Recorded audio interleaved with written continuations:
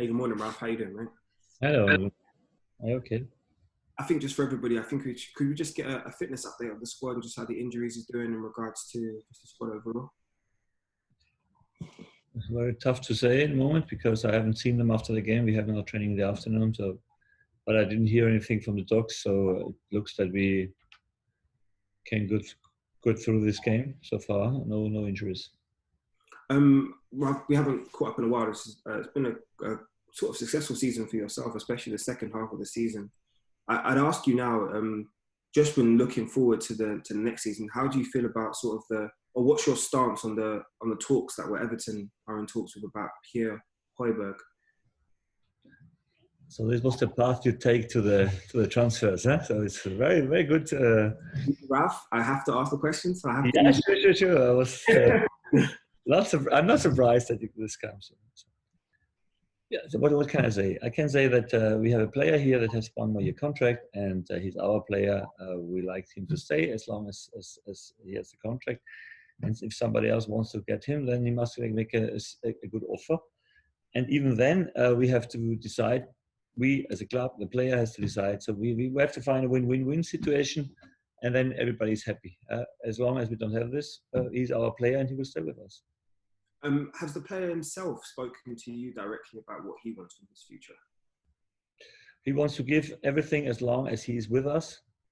This is what I expect because he's our player. He gets money from us. He's paid from us, and this is what he should do. And about his future, yeah, we know that there are some interests, and hopefully, yeah, the club that wants him really shows that he wants him. And if not, then he stays with us.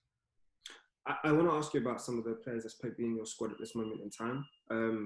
Danny, first of all, completed an incredible feat yesterday, scoring 20 goals. First time someone's done it since 2003.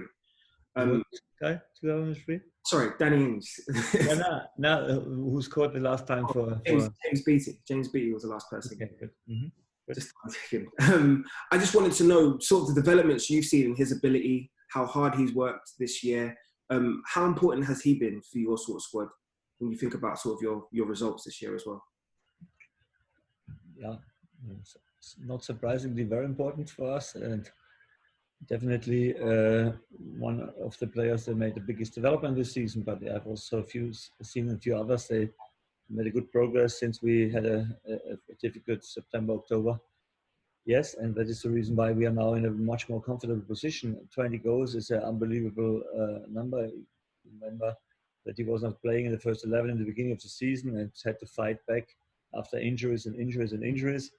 Now he's fit, and when Ings is fit and can work hard, then he can also play 90 minutes. And now in the moment, I don't need to sub him in the end, like in the beginning when I was playing with him, when after 60-70 minutes he was finished, and now he can really push 90 minutes hard. And what he has for a workload is not a coincidence that he scores so much. I also caught up with a member of your squad earlier in the season, Kyle Walker-Peters. You spoke about sort of the personal development he's had under your system and the close relationship that you two have had in terms of with his development, especially over the last 6 months or so. I've seen him be a consistent feature since we've had the restart. I just wanted to know how you kind of view his future at the club and whether or not you wanted to make that possibly a permanent move. Yeah, I think we got him in winter, and he needed time to adapt to our shape and to our philosophy. Now he shows that he has a good progress. Still a lot of things to learn. What I think we speak about two or three good games, and the consistency in his performance he must show. But yeah, he shows that he has some qualities. We are definitely doing something on this position in the summer. That's right. We have a few options. Longer on our list. Kyle was the one who helped us in this half year, and we haven't decided if we go with him in the next season. My final question to you would be, Ralph, as well. Obviously, it's a big game this week. This weekend, it's a derby, as it always is. These things have a extra incentive now, especially with Bournemouth's position within the league. I just ask you, how do you kind of go into this game, and what do you turn around and do to prepare yourself for a team that's pretty much going to give everything? I think it's clear that we go there in a derby with all we have to win this game. We can still good remember the last game we played against them where we lost. I think they were after this game on position 3 in the table, and we were far behind them. And yeah, what you see, what how quick things can change in football, and now we are in a very, if you want to say, comfortable position, and they are really fighting for relegation. I think it will be a very interesting game, a good game, an intense game. Both teams want to win. We want to make this 3 points now. We have a good run, 5 games unbeaten, and feel that if we bring our horsepower on the road, then we can really push every opponent in a moment. And yeah, we go there with a lot of self-confidence and want to give them a hard battle. Ralph, congrats on a good season again, man. And good luck this weekend. Thanks a lot.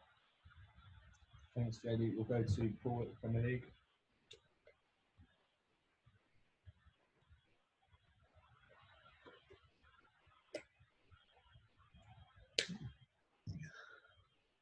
Hi, Ralph. Hello. Hi. What have you made of Bournemouth, particularly in the last 3 games where they've picked up? Yeah, I saw them playing absolutely good in the last 3 games, especially now in the last one against Man City. They did a good job. And yeah, you know, it's always difficult in such a moment. We remember this in the last years. We had also big relegation battles in the end of the season, and yeah, it is a lot of pressure. You could see it in the Man City game after they were 2 down. Suddenly they were more brave.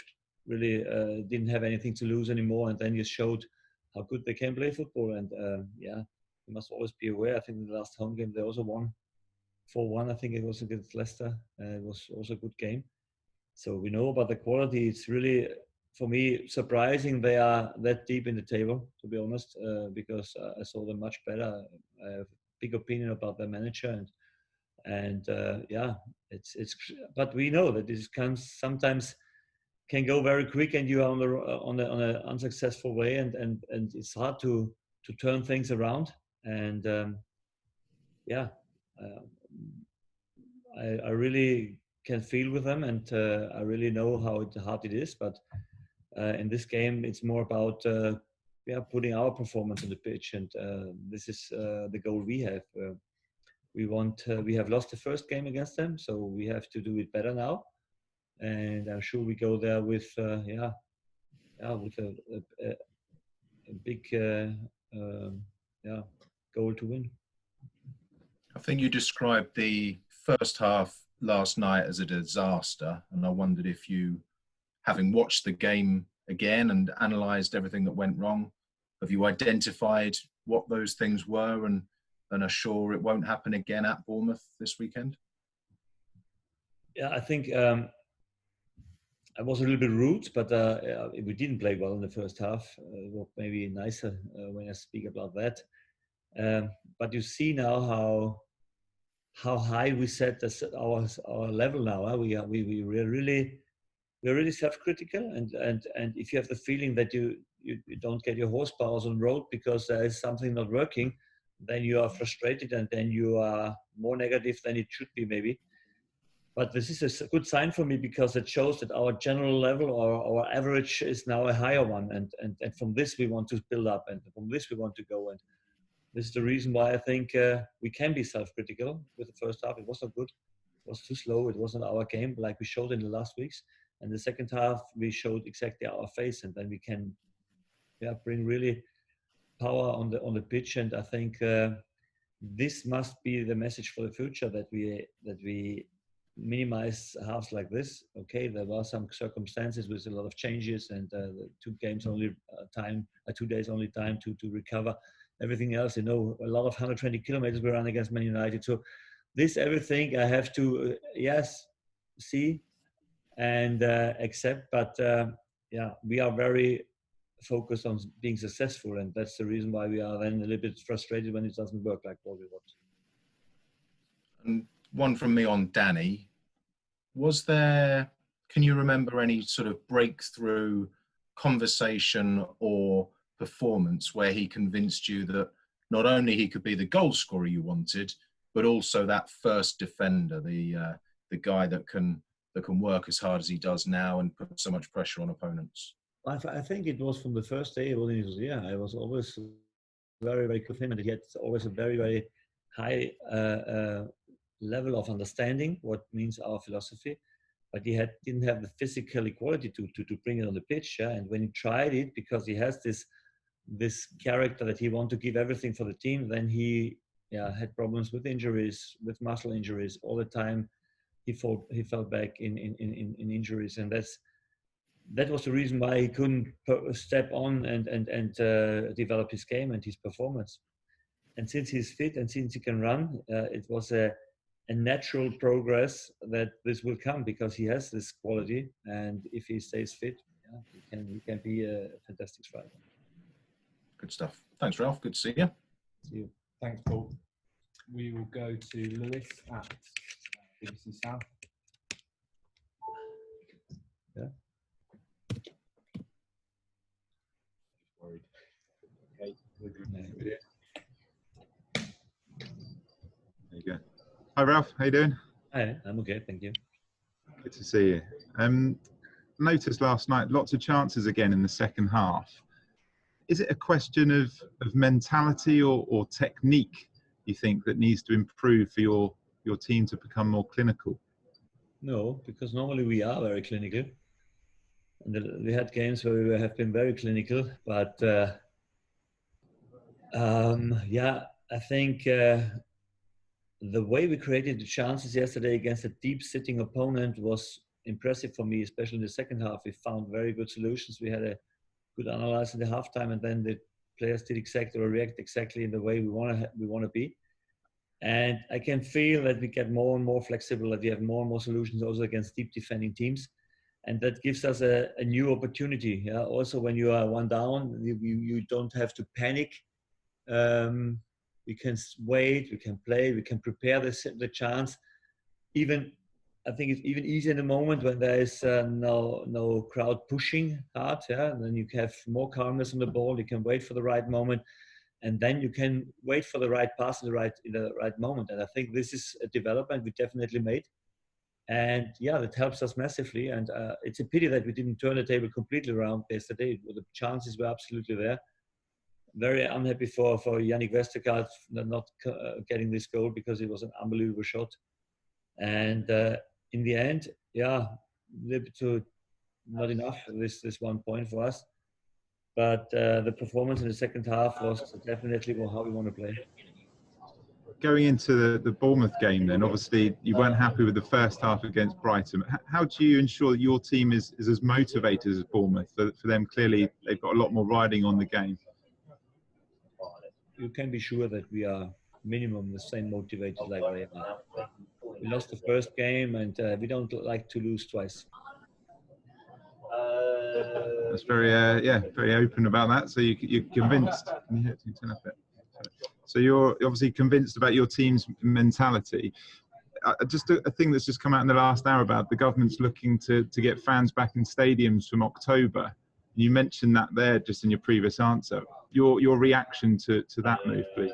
Yeah, fantastic. Yeah, we'd like to see them back. Hopefully, we then can show them again good performances, and would like to celebrate again with the fans. It would be a big message for everybody because this is a step back to normality.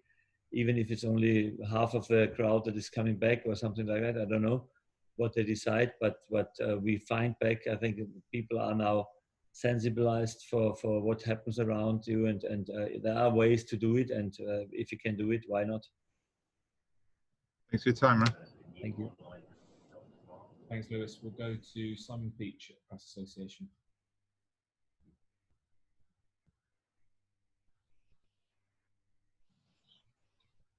Hi, Ralph.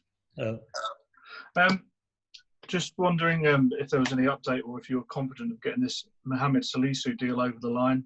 There's been obviously a lot of talk about it. Just wondering if you're confident it will happen. Say it again, please. What was the question? Are you confident you'll get the Mohamed Salisu deal over the line? Yeah, as always, when we have a transfer or we want to do a transfer, until not everything is clear, we don't speak about any player, and that includes also this player you talked about. We will have a few signings in the summer, not a lot, but the signings we make must really make sense. And yeah, when we have something to tell, then we do it.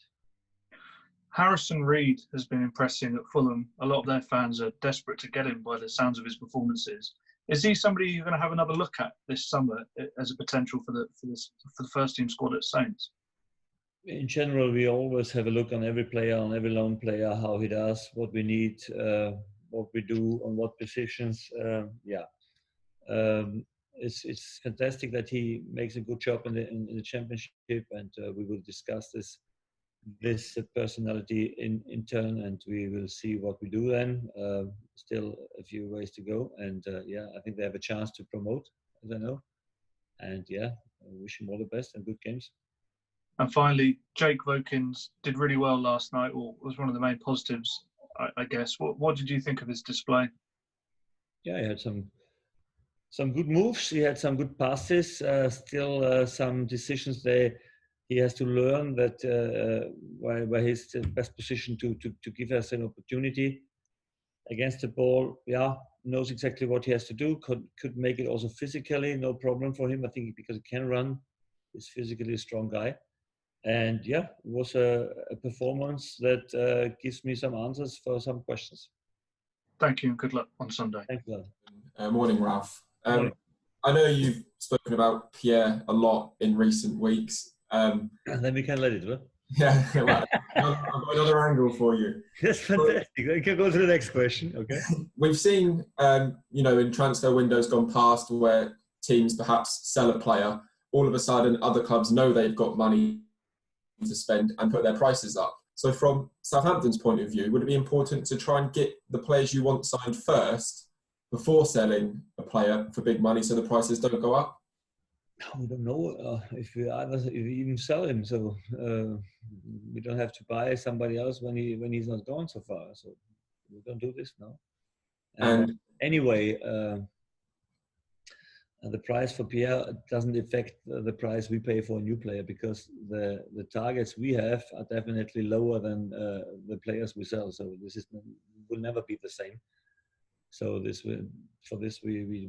don't think about that. And you've said you have no problems with your team being motivated for this weekend's game. We all saw how Bournemouth celebrated the win back in September. Will that be part of your team talk?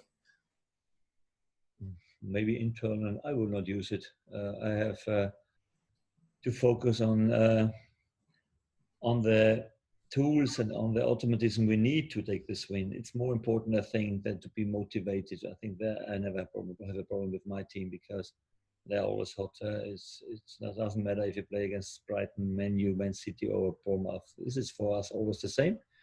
It's more important that we find the right way how we want to play, because that helps you in the end more to win a game than the right mindset.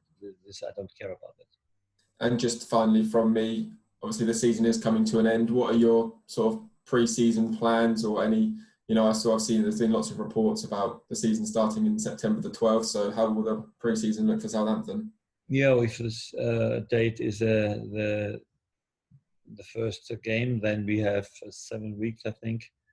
And then we have to find a good balance of getting the guys off and working together. Maybe also with the training camp, we will have a look what we do. We are just now in a few planning about the schedule, what we want to do. The good thing is, and this is what I've spoken about in the past a little bit, is that my players, even if they have off, they do their job, they come back fit, and so you can give them off longer if you want to, and because when they're coming back, they are immediately in a good shape, and this is very helpful for me to know this, also for our athletic coach. Yes, so this will be after a good season, and hopefully we take a few wins. We have a chance for another 2 wins, and when we take them, maybe per win is one more day off. I don't know. That's great. Thank you very much, Ralph. Good luck for Sunday. Thanks a lot. Okay, we'll go to Tom at the Sun. Hi, Ralph. Hi. Yesterday was the first match I've watched of yours since lockdown, and it was quite an education watching you on the touchline without any fans and being able to hear the intensity. You talked a lot about the intensity of the way the team plays, the distance they cover. But for you personally, the intensity you show throughout the game, which I'm sure you do in any match, it's just only now we can actually hear it. It's still kind of surprising given that Southampton, it's not like they haven't got anything to play for. Obviously, you want to get as many points as possible, but you're not in a relegation battle. You're not going for European places. How do you manage to keep up those energy levels when there's objectively doesn't look like there's as much on the line as your demeanour on the sidelines would suggest? Yeah, I think I enjoy in the moment that I have the chance to coach more from outside. I don't know if it's always good because sometimes maybe it's a little bit too much, yeah. But the chance of having no fans in the stadium and reaching also maybe the player on the other side of the pitch. Normally you don't have the chance to do this, so now you have it and then you use it. Again, I don't know if it's always good, but sometimes I think it's absolutely necessary. You have to really pay attention that it's not too much because it can confuse the players. But in some moments, I think in the last 5 games, it was definitely helpful that I give the right advice in the right moments from outside. I think the motivation is not a question for me. This is my job, and I do it with all the passion I have. And this is, I think, normal for every manager. Normally should be, I think. And maybe you hear it now a little bit more. I also did it when the crowd was in the stadium, but now it's a little bit better for my voice, I think, because I don't have to shout that loud, and this is easier for me. But I like it. It's. I think this is our job, and this is what we get paid for to make the team better. And coaching from outside, I think, it's very important in modern football because players are in a team on the pitch and they concentrate on the work and on what they are doing, and it's sometimes normal that you don't see a space or you don't see the right decision, and you can help them a little bit from outside. But I think it's normal for me. That intensity, the team seemed to be really responding to it, particularly since lockdown. But throughout your time here, it's not. This is going fantastically well at the moment. There have been some downs as well as ups. Do you think it's one of that intensity that you bring is something that some players struggle with and some players really respond to? Yeah.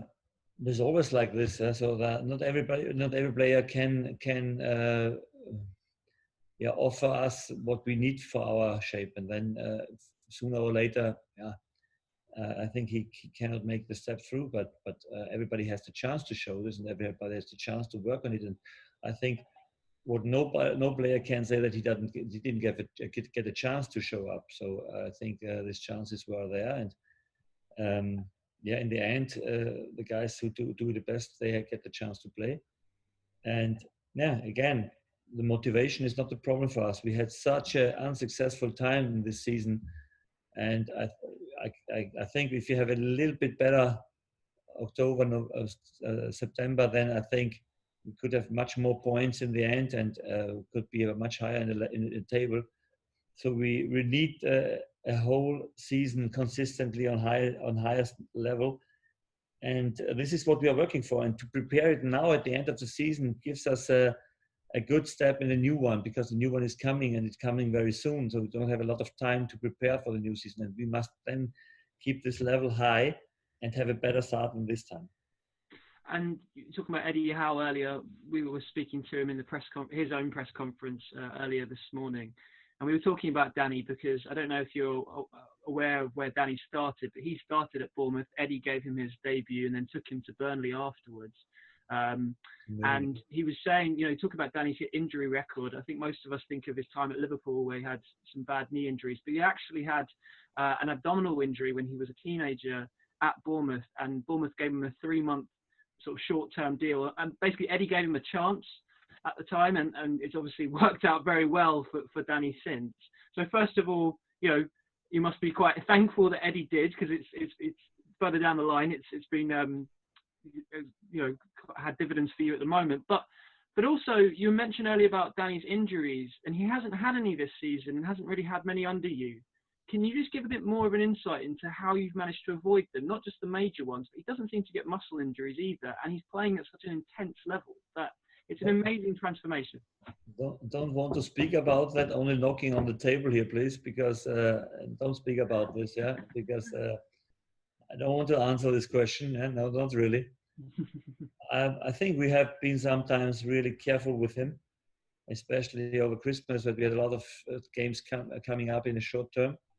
We protected him with not playing in the second one and so. But you see now, we had massive games, and he played every game at 90 minutes, and he's still on fire, and still doesn't show that he gets problems around his body. I think he invests more also in his body in the moment. It lives more professional maybe, and yeah, if you get older, you know what you need for your body. You get a better feeling for your body, what you need to do, and since the lockdown, he came back even stronger, I think, and physically strong.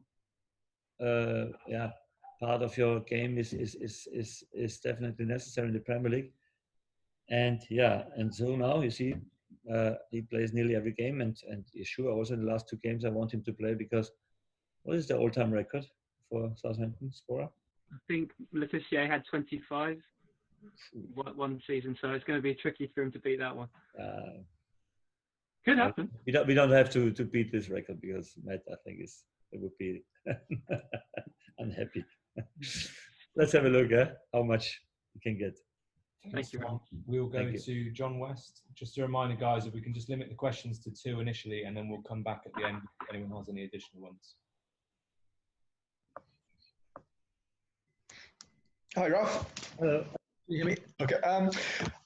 Obviously, Saints fans' big rivalry is with Portsmouth, as I'm sure you were told within 30 seconds of arriving when you did. They seem to quite like Bournemouth up until Bournemouth beat you this season, and then they got a bit cocky. So the Saints fans want you to relegate Bournemouth and get revenge. Is that something you can use in a game that's got no fans at all actually there? No, not really. Every player, I think, has his own story for why we want to win against this club and why we want to win this derby. Like always, you want to show who is the number 1 on the South Coast, and this is definitely, as I said, after the last game in the table, we were far behind them, and now we are high above them, and we've seen how quick things can change. But yes, I always like to concentrate more on the things you really can change. That means things on the pitch, your automatism, finding tools that gives you more chances to win the game. This is for me very often more important than finding the motivation to beat them. So it's not necessary in this game, I think. Thank you. I'll do me. Thanks. Okay, we'll go to Carl at the Athletic.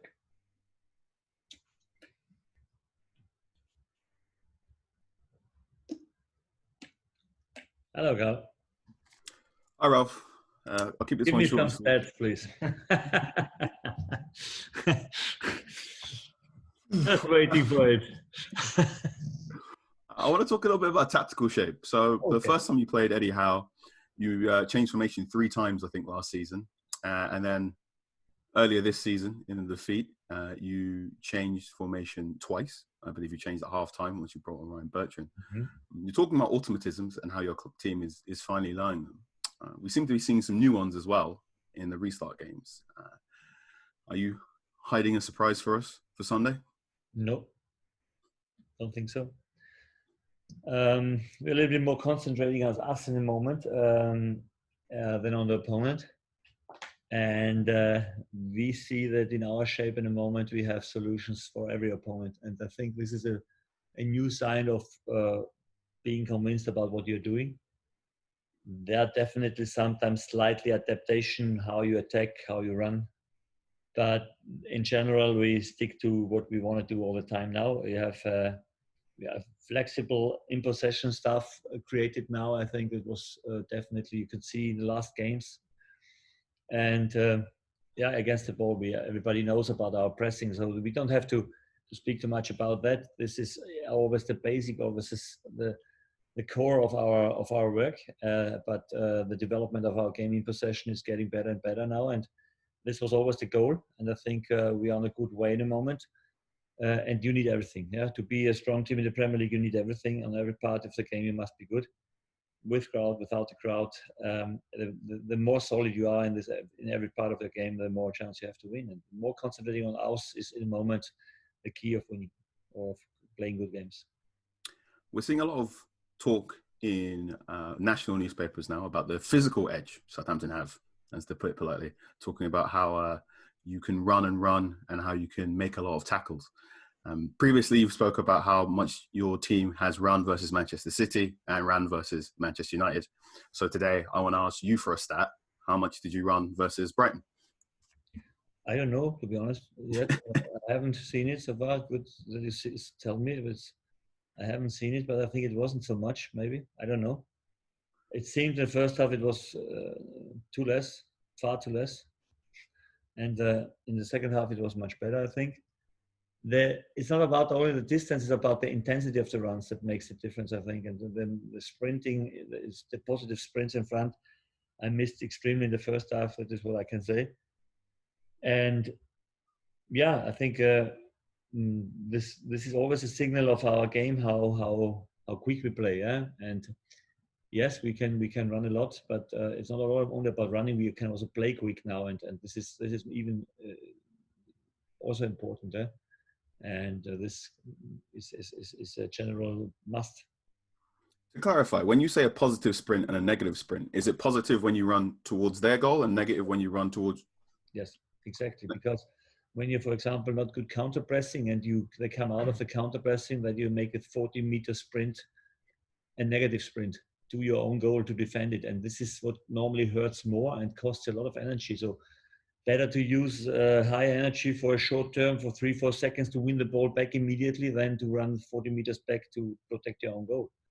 And this is what you have to get in your mindset. And when you do this well, there are some teams around that do it fantastic. When I remember, I think Man City is the best counter-pressing team in the league. They do it fantastic. And then you again run 5 minutes till they get the ball again. So that kills you mentally and also physically. And this is... in modern football, I think it's very necessary. Okay, that's my 3 questions, so I'll be back in a bit. I'll go to Tony Banks at the Express.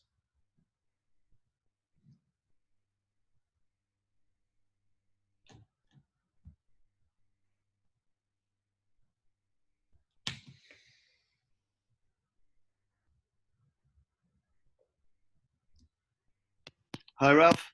Hello. Can you hear me? I can hear you, yeah. Oh, yeah, hi. You said earlier that you thought there wouldn't be many signings this summer in terms of transfer activity, bringing players in. I wanted to ask you a little bit more about that. How many players do you think you need to take this team onto another stage for next season? Do you think you need strengthening in a lot of areas, or is it 1 or 2 little tweaks kind of thing? I think 2 to 3. Mm. And then it depends who else leaves us, and then maybe a 4th one. Okay. And the second question from me, you're up against the manager and Eddie on Sunday. He's having a difficult time at the moment, but I wondered, he's kept Bournemouth in the Premier League for 5 years, a small club, which is a tremendous achievement, and he's going through difficult times at the moment. I wondered what you think of him as a coach. Absolutely. I think it's a big praise that he did it 5 years to keep this club in the Premier League. Everybody knows how difficult it is, and I still have a high opinion about him. Although he had a very, very difficult season, but we had also a very, very difficult season. We could find the turnaround. They had a better start and then fall back in a very successful period, and then you end up in the relegation zone. So it goes quick in the Premier League.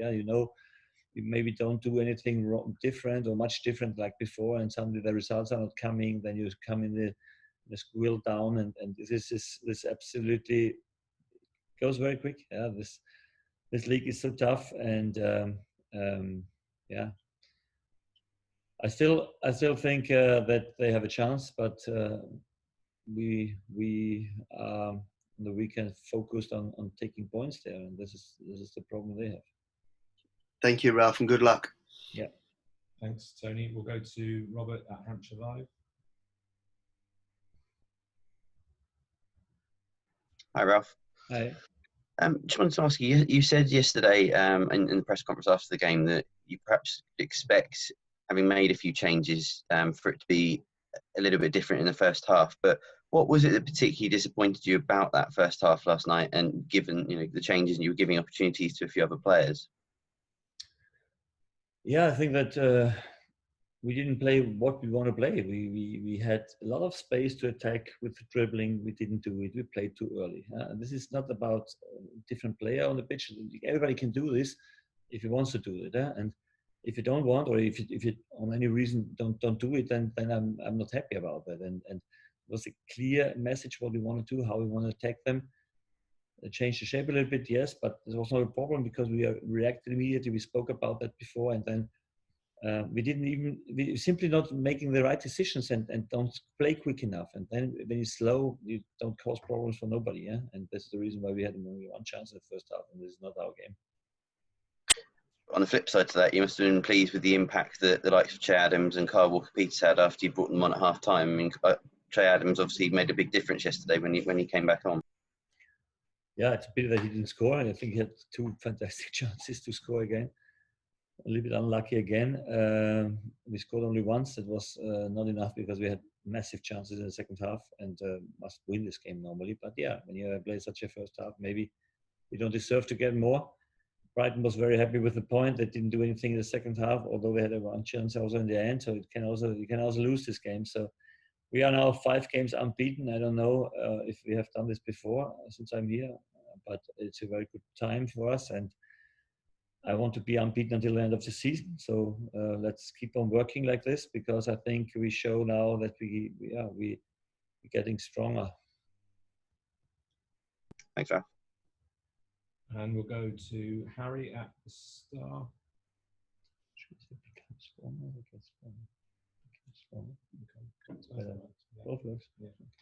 Hi, Ralph.